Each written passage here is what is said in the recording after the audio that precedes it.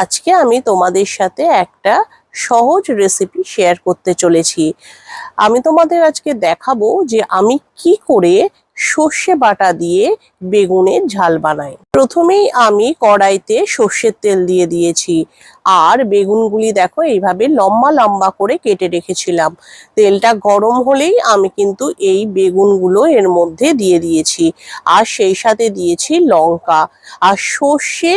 আমি আগে থেকেই বেটে রেখে দিয়েছিলাম। বেগুনগুলি একটু ভালো করে নাড়াচাড়া করেই কিন্তু আমি সর্ষের যে পেস্টটা আগে থেকে বানিয়ে রেখেছি সেটা ওর মধ্যে দিয়ে দিয়েছিলাম, আর সেই সাথে দিয়ে দিয়েছিলাম হলুদ আর একটু লঙ্কার গুঁড়ো আর পরিমাণ মতো নুন।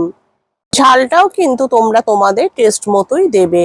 এই সর্ষে দিয়ে বেগুনের ঝালটা কিন্তু খেতে আমাদের ভীষণ ভালো লাগে, আর এটা সব থেকে ভালো লাগে হচ্ছে গরম গরম ভাতের সাথে খেতে। তাছাড়া এটা বানানোও কিন্তু ভীষণ ইজি। বেগুনগুলিকে আমি ভালোভাবে মশলার সাথে মিশিয়ে পরিমাণ মতো জল দিলাম, যাতে বেগুনগুলি সিদ্ধ হয়ে যেতে পারে। এরপরে আমি একটা ঢাকনা দিয়ে কড়াইটাকে কভার করে দিলাম।